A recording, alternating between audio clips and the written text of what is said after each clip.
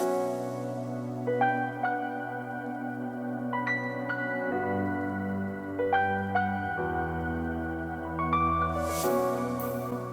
friends, Literally Never accomplishes his New Year's resolutions here, bringing you another Dota 2 video on behalf of Dota Alchemy, in which we're going to be taking a look at one of the big reasons, in my opinion, for why OG had such an amazing run in TI9, obviously winning the tournament, but not only winning, stomping a lot of teams that otherwise could have won the tournament.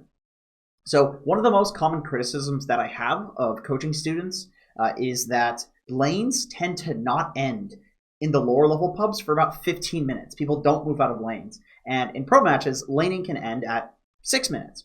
People are really fast when it comes to moving out of lanes in pro matches. OG, however, takes this concept to a completely different level. In this particular game, OG stomps Liquid by essentially moving to not only out of the laning stage and playing the mid game, but they move into the late game and do late game tactics at about 11 minutes into the game, which is obviously extremely unprecedented and honestly a little bit ridiculous. But obviously it was an incredibly game-winning thing in a lot of matches for OG, and it's quite high risk and high reward, which I think is a big reason why they won this tournament, is because they just didn't give a single fuck. So what led up to being able to do this is OG playing extremely well and precisely in each lane, and that is exactly what this video is going to be breaking down. The very first thing that I want to take a look at in this game is how OG plays this bot lane between Seb and Jerax to essentially guarantee that they dumpster it, which blows open the map because they take a tower. Seb is strong, which means his team could possibly play around him. It's very hard to play fast Dota when you don't have one strong hero, which means you need to win at least one lane. And OG is the definition of playing fast. Even in games where they have like an alchemist, they still fight, they still play really fast. So here on this bot lane, after the bounty rune spawn, instead of doing what 99% of players would do, which is to walk back to this creep wave and body block it as an offlane duo, instead OG says, no, the game has started, so we're going to fight. They head to behind the enemy team's tower, and what they're doing here is they're intending to block this creep wave, the enemy creep wave. And that way, ideally, this creep wave will end up in this tower, which pushes the next equilibrium to be right in front of OG's tower. And if Enchantress has a full creep wave in front of her tower, she can just sit there and throw spears, and you're never going to kill her. She's going to win this lane, and she's going to be strong, which lets OG snowball the game. So the way that they set up this creep block is Jerax does the blocking, and Seb is essentially a bodyguard for Jerax. So if somebody heads over here to stop Jerax, Seb is going to be there and hit them a lot. So they're going to take a lot of damage for this. So Croaky heads over, starts trading. He considers walking towards Jerax, but he realizes that he's just going to get tossed away. Doesn't really matter. Miracle, because he's a good player, he's identified that this is how OG wants to win the lane. He body blocks this creep wave. But the thing is, he has to commit really hard to this block, because even if the creeps walk a little bit into tower range, it doesn't matter. It doesn't mean they're going to a little bit push out. Either they are in tower range or they aren't. They're going to push out and be right here.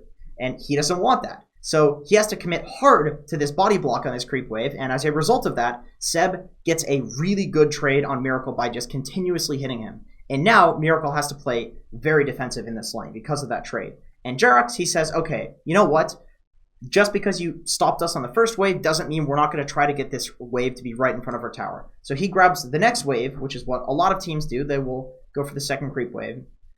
And he not only blocks the easy camp, he walks over at the 58-second mark to the hard camp, body blocks that with his body, has the range creep block the easy camp, and then he drags this creep wave to Seb. So now there's a minute where Kuroki cannot grab the creep wave and pull it back using the easy camp or the hard camp. Jerax heads towards the mid lane without even having any intent of killing the mid lane, I'm sure, because it's a TA. It's probably not going to happen.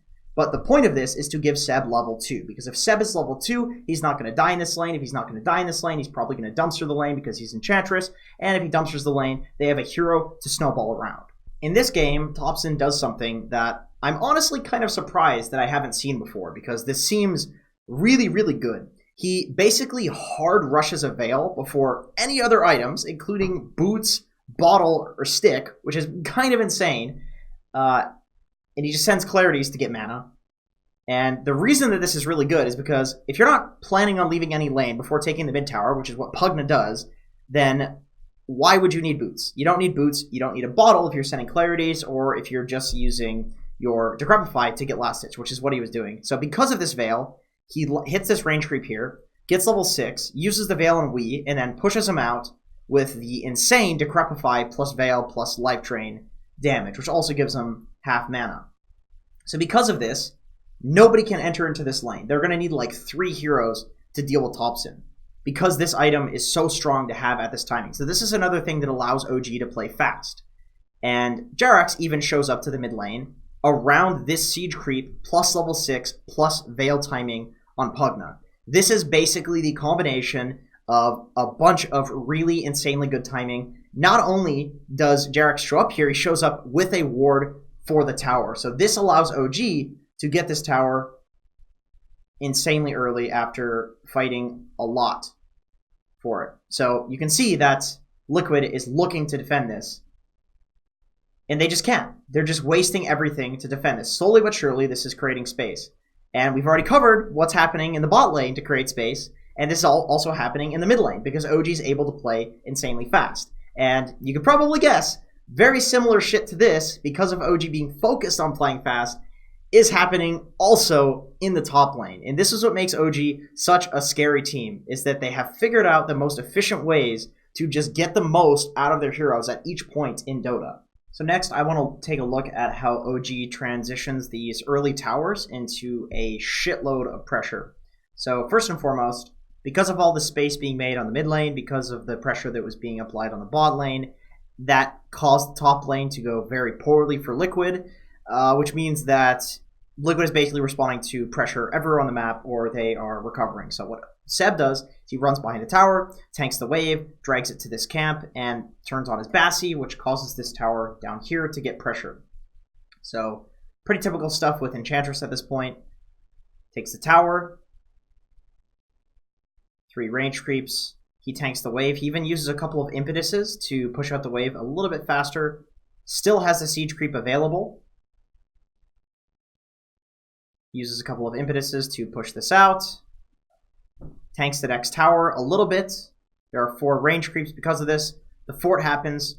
Possibly OG could have forted there, but they were probably saving it for something. In a pub, you can probably just fort. So after he pushes this bot tower, he knows somebody's going to have to respond to it. That somebody is we. And as a result, he heads directly over to his team, but only after he's applied that pressure and caused somebody to rotate. So he runs towards his team on the mid lane, and he throws some spears. And the reason for this is not because of kills. It's because if he's here with his team, then Liquid isn't farming. And look where they moved to. This is what I find crazy about this game, is that they were able to play the early game so well that at 11 minutes, 47 seconds, they have a ward placed on this high ground, which it makes sense that it's not here, because at 11 minutes, it's not really late game. Even though they're kind of playing the late game strat that people are playing right now by holding this high ground, they don't want to just ward this, because it's still not guaranteed enough that this isn't going to get dewarded. They're going to be pushed out of here occasionally, so they go for the safer ward. But they do look to play and control this area by doing very typical stuff like cutting creeps. You know, you cut the creeps here, cut the creeps here on the mid lane, and just play on the high ground here. So this is a position that they know that they can hold, where they're going to get a whole lot of farm. If they're denying this triangle from the enemy team, it's really bad for Liquid, because that's supposed to be the safe place that they can farm, and that's why I say this is high risk, high reward. It's very high risk to play on the enemy shrine, but it's also high reward, because if you're denying that area, then they have to play in their own jungle, and guess where is not safe on the map if you've taken this tower and this tower? It is your own jungle. That is a horrible place to farm, but they cannot run past Ana, who is chilling in this top lane. So OG is basically positioned on the map, amazingly, to choke Liquid out and turn what was a good laning phase into a complete and utter stomp. So they hold the high ground, but then when they realize that Liquid has swung into their own jungle, they've run back into the jungle, kind of clotheslining them with their heroes. Look at the position of Weehaw over here. He has to run away because the Tiny and the Grimstroke were heading there. So just hitting, just zoning, not necessarily even looking for kills here. This is not what matters. What matters is that Liquid is not safe in their own area. So they chase Miracle. Ana has Chrono soon. And this is also something I wanted to take a look at. So this is kind of a different point. This is just something in regards to how Ana and OG play around each other, even at 12 minutes into the game, where a lot of people will play very individually usually. They play very much so as a team. And I wanted to show you something here. So, okay, they go to the high ground. This is now on the shrine, so they don't really want to chrono this. So he is disciplined in the fact that he doesn't chrono, because if they chrono, it's going to be onto a pop shrine. And you'd think, okay, where does Ana go after they pop the shrine? He's running into 3 heroes. You would think he jumps back, or he jumps and goes and farms, or something like that. But he jumps past towards his tiny. He jumps past towards his team, which is not what a lot of people would do. A lot of people would just jump away, but he's still looking to fight, and he knows that he wants to fight around his tiny. So even though there's a lot of shit happening, he is still thinking about playing around his team. So he still has the chrono, is not using it because there's a lot going on. It doesn't really look like a great chrono opportunity. May as well save it. Finally chronos a Juggernaut, and they are able to blow both heroes up. And once again, look how long OG is playing around this high ground. Look how long they're playing around the ward. It's been about 3 minutes, and they play around the high ground. Only Ana leaves to go farm and push out the bot lane. They are still here playing this high ground at 11 minutes into the game.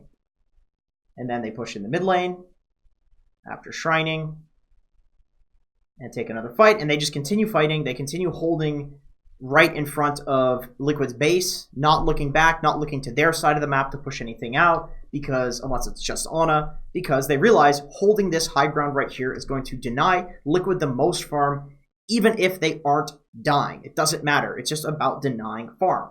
So the last thing that I wanted to show you is just kind of reiterating something that was in the previous clip. And it's not a super big deal, but it's more of like a psychological element to how OG play. And it's this fact that Ana, and honestly all of their players, but I want to focus on Ana for this clip. Ana plays towards his team a lot. Like we saw in the previous clip, he jumped towards his tiny. And in this clip, he is battling with Wii here. And look how he moves his camera. He moves it up towards Jerax. He's looking at Jerax. This play is intended to bait Weehaw into jumping into Jerax. So he's essentially using his HP as a resource, trusting his team that they're going to back him up when he does this. So I think most carry players, what they're going to do is they're going to trade here, and they're going to jump this way because they want to go over here and farm these camps. They want to jump towards their base where they feel safer. They feel safer because of their base, and they're thinking more individually rather than using your heroes as a resource, your team as a resource. So he jumps closer towards the Liquid base, which is kind of crazy, but he trusts that Jerax will save him. And even if Jerax doesn't save him, Wee's probably going to trade his life for it. So he goes towards his team, and even with this jump, and I know it's a small thing, like I said, I want to focus on the psychological side to it, he jumps towards No Tail instead of jumping this way. This way would be faster for farming. He wants to run over here and farm this camp, but he jumps towards No Tail because in case he's needed here with like a Shrine TP, or in case, I don't know, maybe somebody's over here, he just doesn't want to jump into the shadows. He would rather jump up here towards safety, towards vision, and then walk towards the camp with his team. So this is just something that when I watched this, it kind of struck me as just immediately feeling instinctively unusual. It felt like if I was the carry player in this game, I would be doing a lot different things.